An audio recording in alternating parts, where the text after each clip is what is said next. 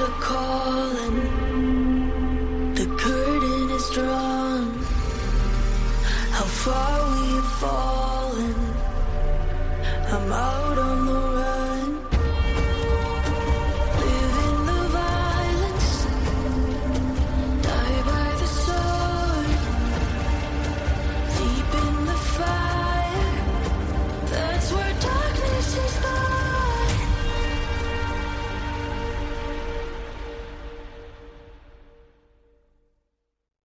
Hello, my friends. Welcome back. I have a different kind of show for you today, and I'm going to just dive right in. Now, I am not an optimist by nature. Maybe I used to be, but now I'm definitely more of a hope for the best, plan for the worst kind of person. A trust but verify, you know? And still, somehow, I'm always stunned when justice fails to show up. When judges side with perpetrators of heinous crimes, when predators get slaps on the wrist, when men's careers are prioritized over women's lives. Just the other day, I shared a story on my social that cuts to the heart of everything I've been saying. A young predator named Jesse Mac Butler. He's the son of Mac Butler, the high-profile director of football at Oklahoma State University in Stillwater, Oklahoma. His mother also works at the university, and apparently his sister has as well. At just 17, Jesse brutally raped and nearly killed 2 girls. His charges included first-degree rape, rape by instrumentation, forcible oral sodomy, multiple counts of sexual battery, additional attempted rapes, domestic assault by strangulation, and violating a protective order. Multiple counts on some of those charges, multiple victims. Now, he was tried as an adult and he was sentenced to 78 years in prison. But then Judge Suzanne Worthington swoops in. Now, she has close ties to the OSU football program, and she retroactively declared Jesse a youth offender after he'd been sentenced, thus vacating his entire sentence. So, instead of spending the next 78 years in a maximum security prison where he belongs, Jesse will serve 150 hours of community service and follow a curfew for a few months. That's it. That's what justice looks like for women in the United States. Hell, he'll probably volunteer with a football team, an opportunity most young men would do anything for. Or honestly, he'll probably just not do the community service at all. Nobody's holding him accountable for nearly murdering women. I doubt they'll be knocking down his door to get his community service signed off. Doctors actually said that had Jesse strangled one of the victims for just a few more seconds, she would have died. He strangled her until she went limp. And if that is not bad enough, police later found a video on Jesse's phone of him strangling the girl. She actually needed surgery as a result of the strangulation. But the message sent to Jesse and so many others is clear. You are untouchable. Some nobody kid. He's never accomplished a thing outside of being just a dumb fuck kid who lucked out being related to the head of football operations at a Division I program. And he gets to skate. A program, by the way, that peaked in 2021 at number 6 in the nation and hit like number 11 back in 2016. They've never won a BCS bowl. They've had a couple bowl appearances, sure, but never been top tier.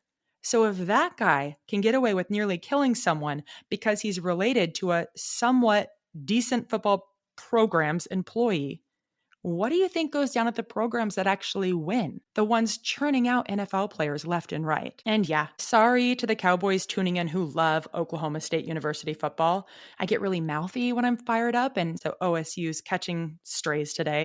I'm a diehard Duck. What can I say?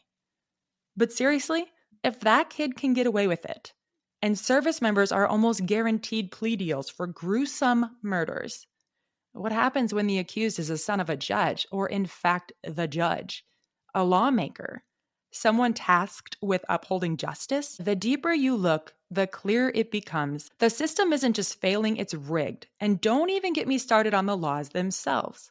Some aren't just broken, they were designed that way. But the general public doesn't realize how hard it is for victims to get help when they seek it. I see it every day. I follow dozens of survivors and advocacy social accounts, and not a single day goes by without a flood of victim-blaming comments. Just get a restraining order. Just leave. As if the law were some kind of shield. In reality, it's often a sieve, offering just enough protection to look functional while letting abusers slip through. You know what? Let me highlight a few laws that prioritize the rights of perpetrators at the expense of the victims they harm. Now, in Kentucky, you can't get a restraining order unless you're married to or share a child with your abuser. This is what we also call the boyfriend loophole, where domestic violence laws only apply if you meet those guidelines. In many states, violating a protection order results in little more than a verbal warning. Sometimes it's just an officer saying, "Don't do that." And in many states, violating a protective order is treated as a misdemeanor, even when the violation involves stalking, threats, physical harm, and even in some cases, attempted murder. Courts may actually deny restraining orders if the victim doesn't show imminent danger, which can be subjective, of course, and also forces survivors to wait until violence escalates. In most states, there are no laws preventing domestic violence offenders from owning firearms. While federal law sometimes restricts access for those convicted of felonies, enforcement is inconsistent and often ignored by local police who follow state laws, not federal ones. And remember, attempted murder is frequently pled down to a misdemeanor when domestic violence is involved.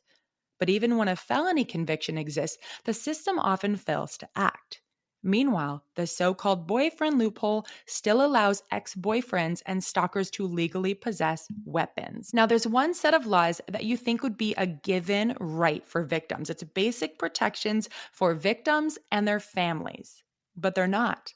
And that's called Marsy's Law, named after Marcy Nicholas, a young woman murdered by her ex-boyfriend in 1983. Just days after her death, her mother ran into the killer at a grocery store.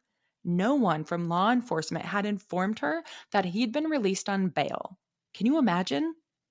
Marcy's brother, Dr. Henry Nicholas, has spent several decades fighting to pass legislation that ensures victims and their families are notified and protected.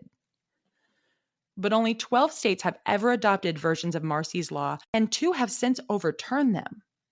Marcy's Law is designed to guarantee rights to victims that should be standard: the right to be notified and present at court proceedings, the right to be heard about the release of a perpetrator, the plea of a perpetrator, the sentencing of, or the parole decisions about perpetrators, the right to be protected from the accused, the right to be notified if the accused is released or escapes, the right to refuse interviews or be depositioned by the accused, and the right to receive restitution from the offender. And these aren't radical demands, they're the bare minimum, and yet most states still haven't adopted Marcy's Law. Some don't even have basic domestic violence laws in place at all. So what happens when the laws meant to protect victims are vague, and the people tasked with enforcing them and deciding whether or not to act? What happens when the accused isn't a stranger but one of their own? A colleague, a friend? What happens when the system is asked to hold itself accountable? I'll tell you what happens. Women die again and again. Today's story isn't about a military service member. It's about a police officer, a man shielded by his badge, a man who was given leniency multiple times until he murdered his estranged wife who had desperately tried to escape. While my primary focus has traditionally been on military families, it's impossible to ignore the parallel crisis within police forces. Domestic violence is alarmingly prevalent in law enforcement communities, and homicide rates are disturbingly higher than in most civilian professions. And the overlap between military and police culture is no coincidence. Many officers are former service members, and both groups face similar psychological stressors like constant exposure to danger, a heightened state of fight or flight while on patrol, and repeated trauma that can lead to PTSD. And like the military, law enforcement can attract individuals drawn to power, sometimes for the wrong reasons. And I want to be clear, I've always supported police and backed the blue and believe the vast majority of officers are good people doing difficult work. But I can't ignore the reality. There are more bad actors in law enforcement than in most civilian careers, and that matters. Domestic violence is about control. So it's no surprise that individuals predisposed to seek control over others would be drawn to careers that offer authority, weapons, and institutional protection. Law enforcement, unfortunately, can provide all three. And law enforcement spouses face many of the same barriers to reporting abuse as military spouses. If their partner needs treatment for PTSD or is struggling with mental health, they often stay silent because seeking help can jeopardize a career. A diagnosis, while essential for healing, can be professionally devastating. And if it's not the mental health risks they fear, it's the fallout of a domestic violence charge. If by some miracle their spouse was actually charged, they may lose the right to carry a weapon, effectively ending their job. But in most cases, like the one I'll be talking about today, offenders rarely face serious consequences. The system protects them, they're cops. And all of this creates a chilling effect. Women are terrified to report abuse, knowing the system is built to shield the abuser's career, not the victim's safety. And reporting doesn't just risk retaliation, it increases the danger they already live with. Compounding the issue is the deep camaraderie within these institutions. Police officers, like service members, are trained to protect one another, sometimes at the expense of accountability. When your job depends on trusting someone with your life, the bond can become impenetrable, even when the violence occurs behind closed doors. The systemic failures that plague our military are mirrored in our police forces, and until we confront these truths head on, survivors will continue to be silenced or killed. Today, I bring you the tragic story and incredibly preventable murder of Megan Montgomery. And I do want to acknowledge, I read a ton of articles and researched as much as possible, but a lot of the personal details and quotes from Megan's loved ones I did obtain from a piece in Good Housekeeping written by Heather Buckner. The article is called "It Was the End of the World as I Knew It," and it is linked in my show notes. Now, when I first looked at a picture of Megan, the first thing I thought was that she looked like she might be a cheerleader at the University of Alabama or rushing a sorority there. Literally, that was my first thought. So when I read more about her, I had to smile because essentially those things hit the nail on the head. She just had this quintessential Southern charm and that infectious smile that you could feel her warmth through the photo. She had long, beautiful blonde hair, big, shining eyes. She was captivating. But beyond her good looks, she's also described as a total sweetheart, an incredible sister, daughter, and friend, and deeply passionate about animal rescue. Megan was known for kindness. Megan's childhood in Birmingham, Alabama was by all accounts full of joy. Her dad, Johnny Montgomery, sold real estate by day and chased Ironman finish lines across the globe. Sometimes he brought the girls along, turning races into family adventures. After Johnny and Megan's mother, Suzanne, divorced, Suzanne remarried when Megan was 6. That was Rod, her stepdad, and he wasn't just a stepfather. He was the guy who loved to shoot hoops with Megan in the driveway every afternoon. Megan had a lot of family members who just adored her. Megan and her older sister Meredith both attended the local Catholic high school where Megan joined the cheerleading squad. She had that kind of energy, just bright, magnetic, the kind that made people feel like they belonged. And Megan continued cheerleading in college at Belmont University, a Christian school in Nashville, Tennessee. Eventually, though, she'd transfer back home to Alabama where she'd complete her bachelor's degree and even earn a master's degree. She then launched a career at the University of Alabama at Birmingham, working within their nursing program. Outside of work, Megan poured her heart into animal rescue. She was a founding member of the Young Professionals Board at the Greater Birmingham Humane Society, where she organized events, fostered animals, and even drove rescue transports herself. It wasn't just Megan's hobby, it was her calling. When Megan met Jason McIntosh, 13 years her senior, on a dating app, she thought he was perfect for her. He presented himself as an upstanding member of the community, sensitive and caring, a mirror of Megan, her mother Suzanne says. He seemed to have all the same interests and passions and be very enthusiastic about everything Megan was passionate about. Suzanne would later say she believes that image was carefully curated and that Jason was mirroring Megan.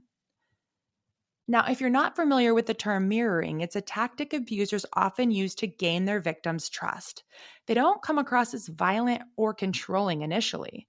In fact, one thing I've heard repeatedly from survivors, and something I've even said about my own past, is that in the beginning it seemed too good to be true, like a Prince Charming. Everything lined up too perfectly and the chemistry felt effortless. And with online dating and social media, it's disturbingly easy to reverse engineer someone's interest.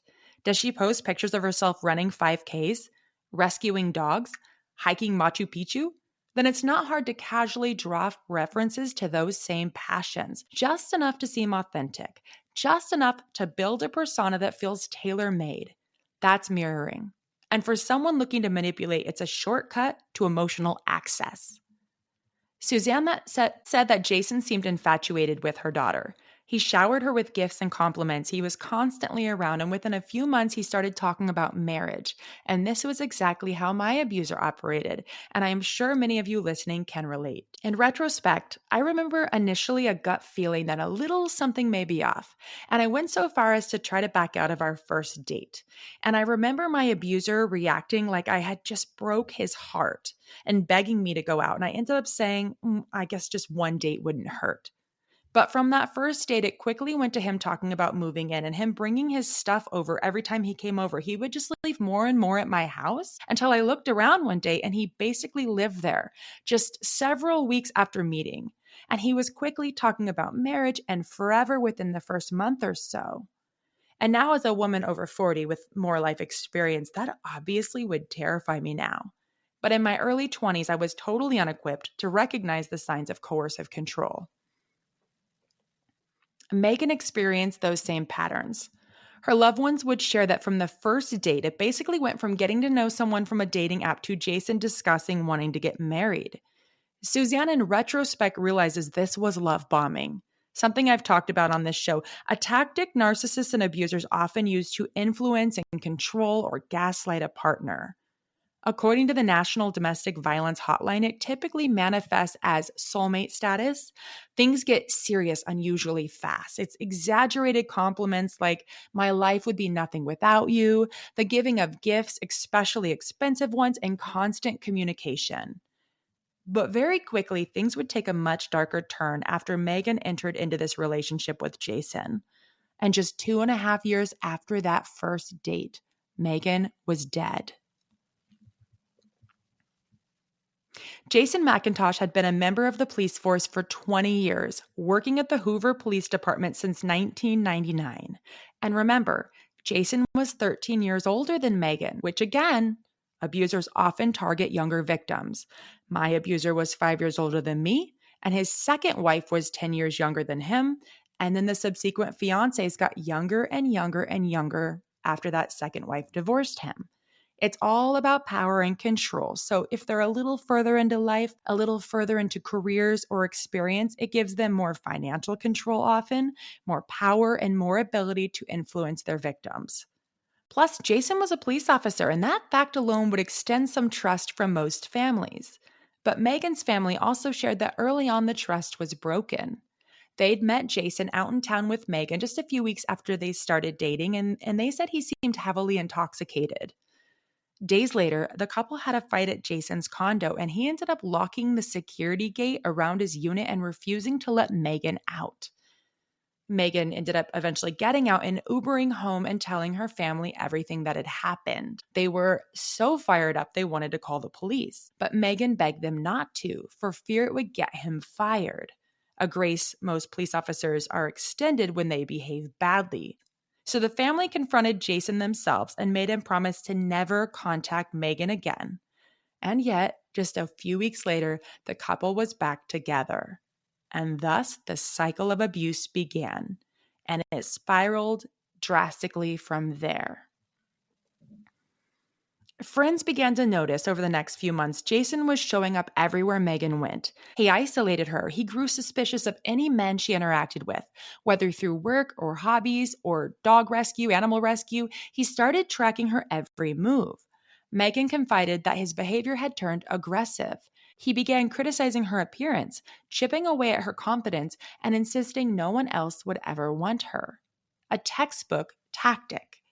Abusers dismantle self-worth to make victims believe they don't deserve better than the cruelty they're receiving. I have seen this happen to some of the most outwardly beautiful, stunning women with successful careers, brilliant women with charisma, just off the charts.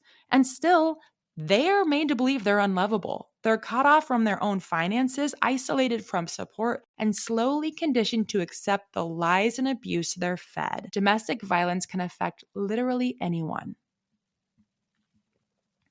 But despite all the telltale signs of abuse, Megan still believed Jason could change. A lot of his outbursts happened when he drank too much, so of course she thought, that's fixable, right? And now, I've shared this before, I can't recall which episode, but it's worth repeating. While many domestic abusers do struggle with substance abuse, studies show that sobriety doesn't stop the abuse. In fact, it often just gives them a new excuse, and it can even get worse from there. Now it's, I'm under so much stress trying to stay sober. I'm staying sober for you. The violence and abuse doesn't disappear, it just gets reframed. Alcohol may escalate the danger faster, but removing it doesn't remove the abuser. The same patterns, the same need for control, the same emotional manipulation, they're still there. Sobriety doesn't cure the abuse, it just changes the script. In February of 2018, against her better judgment, Megan quietly married Jason in a courthouse ceremony. Over the following months, friends began to notice a shift. Her confidence waned and she grew increasingly withdrawn. Then, in a grandiose gesture, on their 1-year anniversary in July, Jason proposed to Megan. Remember, no one else knows they're married. And she said yes, despite already being legally married to him. After that, Megan seemed to disappear. Her closest friend said she stopped responding to messages and no longer reached out. And in a jarring twist, she posted wedding photos to Facebook in February of 2019. Nobody from her family or close friend circle was invited to the ceremony or knew about it. And I couldn't find many details, but it looked like they'd either eloped, the two of them, or only invited Jason's side. At some point, Megan did confide in a close friend that the night before the wedding ceremony, Jason had physically assaulted her. But he felt so bad. He showered her with so many gifts and flowers and promises to change. It seemed like Megan, like many victims, almost felt guilty and bad for her assaulter. On February 23rd of 2019, there was an incident that required police to respond to Megan and Jason's residence, and what was called an altercation between the two, but I'd prefer to refer to it as another assault by Jason. Megan ended up getting shot in the arm. According to NBC News, which received an exclusive copy of the Alabama Law Enforcement Agency, ALEA, investigation about the incident, when officers from Jason's own police department responded to the call, he told them that he had been wrestling with Megan when his gun had gone off. Yeah, wrestling. Megan, who was 8 inches shorter and 90 pounds lighter than Jason, said she grabbed the pistol with her right hand for protection, and somehow, during that struggle, she was shot in the upper right arm. Now, because it was an officer-involved shooting, the ALEA stepped in to investigate. Accounts of the night diverged significantly. According to the ALEA investigation, Megan had told investigators that the gun went off by accident, but she told a different story to medical staff that night. She said Jason had shot her intentionally, according to the ALEA report. Jason, meanwhile, told responding officers that he had thought they were struggling over his cell phone and hadn't realized that the two were in fact struggling over a gun until it went off, according to the ALEA report.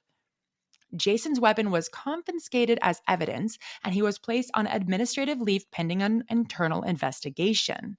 He resigned from the Hoover Police Department less than a month after the incident. Now, the district attorney investigated but declined to bring any charges connected to the shooting. This man shot his wife, and they didn't bring any charges. Man, ALEA closed its investigation without bringing any charges as well. A week after she was shot, Megan filed a protection from abuse order against Jason, which specifically requested the removal of his weapon, according to NBC News. A judge issued a mutual restraining order that made no mention of Jason's gun. Later, Megan actually texted a friend about how impossible her situation felt. She said, "It's complicated because most women would call the police when they need help. But what happens if your abuser is the police and his best buddies are too?" Something I am all too familiar with that sentiment. And now it's a little unclear why they were together, if he'd stopped by unwanted or what transpired. But on May 5th, less than 3 months after Megan was shot, police were again called to Megan and Jason's townhouse. Responding officers noted scrapes and red marks where Jason had reportedly tackled Megan. Remember, she's so much smaller than him. In the garage, as well as a swollen area around her ribs where she said he had hit her, according to NBC News. This time he was actually taken into custody and charged with third-degree domestic violence, but he was released on bail right away. And on May 16th, Megan filed for divorce, maintaining that she had been subjected to domestic abuse and that in one of those incidences, she had been shot and suffered permanent injury as a result. Now, fast forward to July. July should have been a new beginning in Megan's life. In addition to having surgery to help regain the use of her arm and hand, she was supposed to go to court to testify against Jason in his domestic violence case. Instead, the criminal case resulting from that May 5th domestic violence charge, it was delayed. The prosecutor handling Megan's domestic violence case notified her that the judge assigned to her criminal case had a strict policy that criminal cases would not be heard until any related civil cases involving similar facts were resolved first. For Megan, what this means, just in layman terms, what this means is that her domestic violence case wouldn't be heard by the court until her divorce proceeding was done with. But legal experts say that more protections are generally available for the victim when a criminal case is resolved before a divorce or civil case. It's possible that if Megan's criminal charge had been addressed first, it could have resulted in either jail time or the removal of Jason's weapon. Friends and loved ones say that Megan began to become paranoid that her cell phone and car was being tracked. And for me, both things were actually true. There were tracking devices found on my vehicle. All of my social media accounts were hacked. Back at that time, that's like MySpace, Facebook, Yahoo email. By the way, if you're listening and received heinous messages from me between 2010 and 2012, that was not me. But that was really unnerving. He was contacting everyone in my contact book and pretending to be me. There was also spyware on my devices. You know, they can track your keystrokes. There's so much that can be done with cyber stalking. And it's, like I said, very unnerving. And so this very much could have been the case for her. People said she seemed paranoid, but she could have been totally right. And she began to be afraid to even speak or text freely and candidly because she was afraid Jason found ways to record her or hack her phone and read her text. But by October, loved ones said Megan started to seem a little more like her old self. She had undergone 2 surgeries on her arm now and was finally regaining some use of her arm. But Jason, on his part, he wasn't leaving Megan alone. He was actually stalking her, a huge predictor of murder statistically. 3 out of every 4 women murdered by an intimate partner were stalked first, according to the National Coalition Against Domestic Violence. And Jason, on his end, he'd actually been texting often with the ALEA agent who had handled the shooting incident earlier that year for months. He'd been texting him and asking him to return his gun. And the ALEA agent returned it to Jason on November 15th, saying the gun was Jason's personal property, the investigation was closed, and ALEA had no legal justification for keeping his private property. I believe they met up in a parking lot and he just handed it to him. Additionally, they said the restraining order did not restrict Jason's access to firearms. Can you imagine a civilian just like having access to the agent investigating him and like texting like, bro, meet me at Chevron and give me my gun? It's ridiculous. And the guy just gave it to him. And I hope that agent is haunted every fucking day by that monumental, shitty decision. Because on November 30th of 2019, Megan, a giant University of Alabama football fan, she went to an Iron Bowl party to watch the game. And afterwards, she and a few newer acquaintances decided to grab a drink at a bar before heading home. And like I said, Jason had a habit of showing up wherever Megan was, and that's exactly what he did on that Saturday night, sometime around 10:30 p.m. According to someone who was sitting at the table with Megan, Jason walked up and placed one hand on Megan's shoulder and the other on her neck and told her to walk outside. He told the group in answers to their questions, "That's my wife. She's going with me." And like I said, these were new friends, none of whom knew the context of the last few months to realize they should object and that Megan was in imminent danger. And one of these onlookers would later post on Facebook how badly they felt and how devastated they were. They said they had assumed that maybe she'd been busted like cheating or texting another man or something because of her face and demeanor and how dramatically it changed when she saw Jason there. And they assumed it was just some little tiff. But nobody knew the situation at all. Had they, this person felt strongly they would have done everything they could to help her. Jason forced Megan into his Toyota Tacoma, and he drove Megan to the parking lot of a local high school athletic complex where he shot and murdered her. An officer on patrol found her body, initially identified as Jane Doe, at around 4:30 a.m. on Sunday, December 1st.